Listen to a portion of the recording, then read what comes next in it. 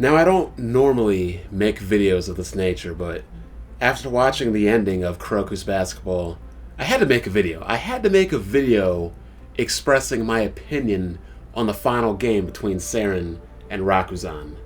Now, if this isn't your thing, click the X button. You don't need to watch. If it is your thing, welcome. We're here for a little bit of discussion on this final game. And the primary discussion is, who is to blame for Rakuzan's loss? Because, let's get out of the way here. Rakuzan should have won. They have the better coach. They have the best player in the league, Akashi, the captain of the Generation of Miracles. They have 3 uncrowned kings, and remember, people, one of the Generation of Miracles is capable of overwhelming Saren. And Rakuzan has the best one, the captain. And I'll take it a step further. 1 uncrowned king is enough to give Saren problems, as evidence of Hayama of Kurosaki Daiichi, and Rakuzan has 3. So let's lay it out there. How did Rakuzan lose, despite all this talent? Who is the main blame put forward on? First off, let's talk about the coach. I don't care what anybody says, the coach to me was lousy and incompetent. He was outcoached by a high school girl. Coaching basketball is his job. Coaching basketball is her hobby. Job, hobby. 2 very different things. And there's quite a lot of things that he should have done, quite a lot of changes he should have made during the game, but never did. 1, Kotaro should have been on Hyuga. Dude is lightning quick and would have been able to shut down the barrier jumper and his shots from the get-go. He's also taller, so height wouldn't have been a factor in blocking his shots. Next, the offense should have primarily been run through Nebbia. In the post, down low, over and over and over until Kiyoshi broke down.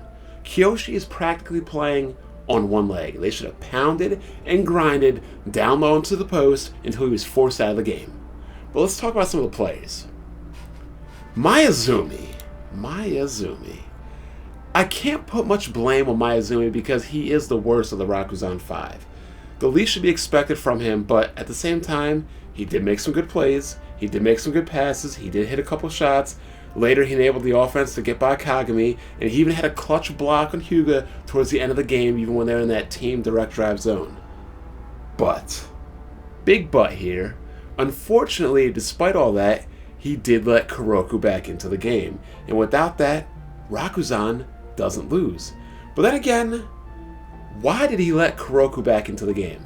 Why were they passing the ball to him in the first place? They have 3 very much more capable players, and yet they give it to him to go one-on-one. Again, that is a coaching mistake, and something, in my opinion, shouldn't really have happened. Next up, we have Kotaro. Now, I like Kotaro, but let's be serious. This guy got abused all game by Kagami. He had that one little scene showing his animal instincts, his defense, and outside of that, he got torn apart. He really doesn't have a shot, and the guy just, all he can do is drive. And by not having a shot, I mean, this guy missed a couple of outside shots. It definitely seemed like he was missing shots throughout the game, and he has no passing ability. Now, the guy can get to the hoop, he can drive the basketball, that's pretty much it. And when a double team comes, the dude doesn't know how to make a simple pass to a better option. He dribbles, he puts his head down, and he goes right to the basket, which enables him to get double teamed and the ball stolen or forcing a bad shot and things of that nature. Now, did he get destroyed by Kagami?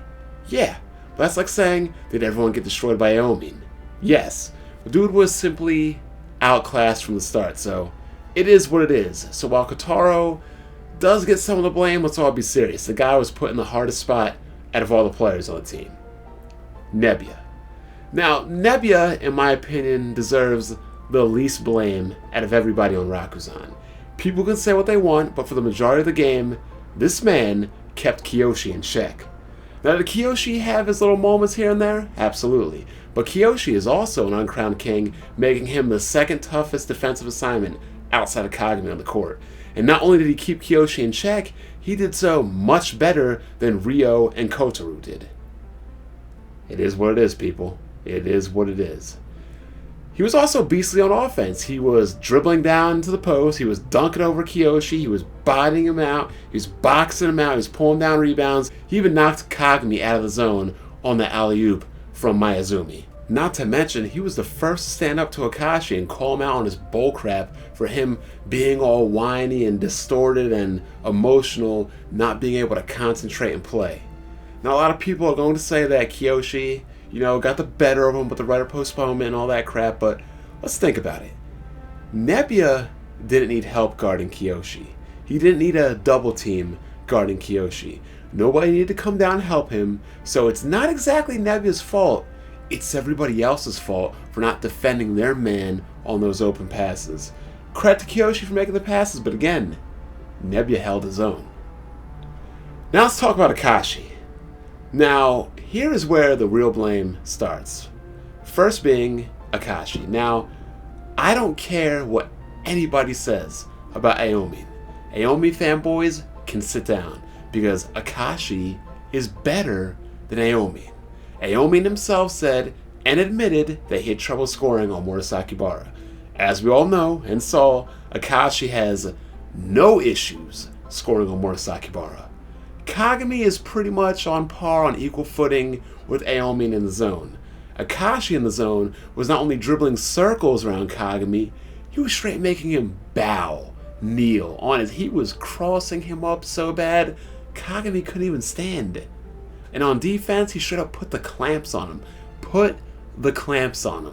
Kagami could keep up with Aomi's speed, but Akashi in the zone? No way. Akashi was dribbling circles around him. Kagami could not keep up. Period. Fact. End of discussion. But again, as good as this guy is, he just made way too many mistakes. If the coach is giving him responsibility, he should have made the moves earlier that I listed that the coach should have made. He should not have done stupid isolation, no-nonsense plays with his teammates, and he should not have abandoned them later in the game. That just completely killed and crushed all their momentum. And then he just completely lost his composure. That was probably the biggest killer for the entire game.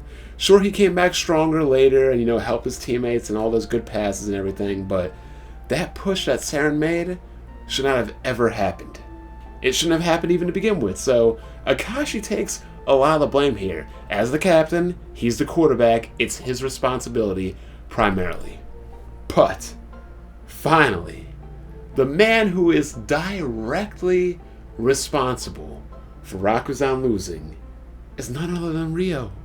Now, let's get to who I believe made some of the most foolish mistakes ever in this entire series. Ryo, his defense is okay around the rim.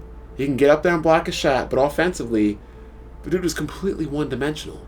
And when he was figured out, he was completely exposed and pretty much good for nothing.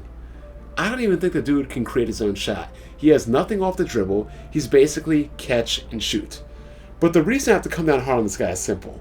With a 4-point lead and 10 seconds left, instead of running out the clock, this moron decides he wants to pass it down low to Nebuya because Kiyoshi is finally at his limit.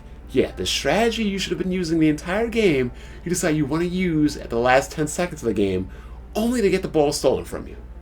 To make matters worse, this idiot, after turning the ball over, then proceeds to contest a 3-point shot with a 4-point lead, fouling the shot in process, allowing it to go in, and allowing for a 4-point play. That is like the cardinal sin of basketball right there, people. 2 major costly mistakes, and with 10 seconds left to go in the game. If anybody's to blame for this loss, it's Ryo. There is no question about it. It's not debatable. How his teammates didn't beat the hell out of him on the court is beyond me.